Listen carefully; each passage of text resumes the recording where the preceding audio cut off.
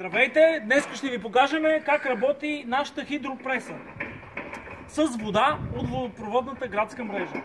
Ето, отвиваме и я зареждаме с материал от току-що смалени ябълки. Само да покажа как е така. Така, ето го балона, който се пълни с вода. Само след малко ще видите. Да позиционираме.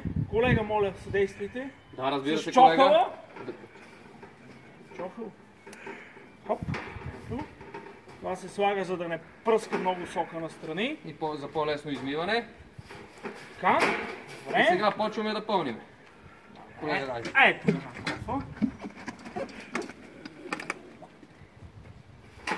Слагай.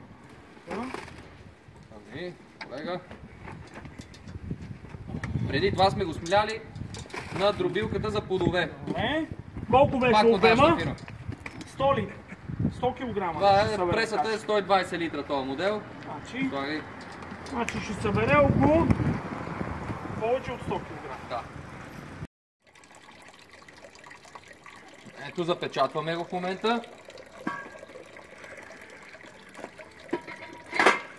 Слагаме капака.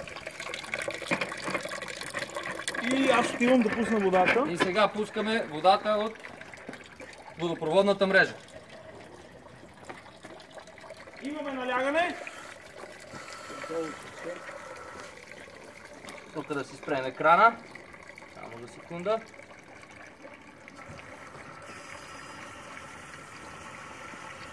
Сега почва да се пълни вода от водопроводната мрежа до 3 бара. Виждате какво става.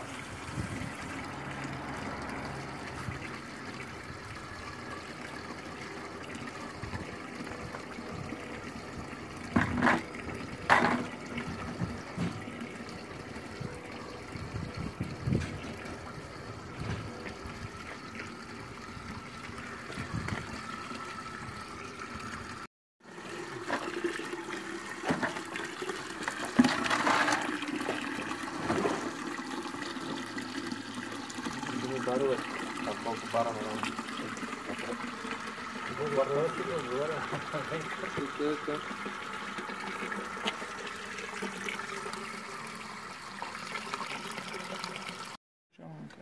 Ето какво се получава накрая след използването на хидропресата.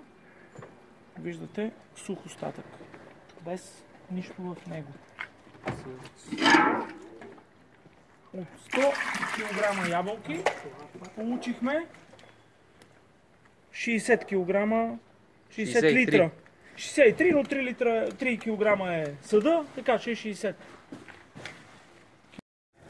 В край на работния процес пускаме водата отдолу да изтече от пресата и чрез навеждане изчистваме сухия остатък. Значи така. Направо ще излезне с наготово. Може да се използва за някакви други цели, за храна на животни, например. Пресата се изправя и е готова за следващия цикъл.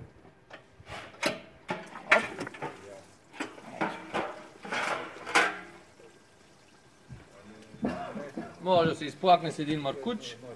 Лесна и бърза за употреба.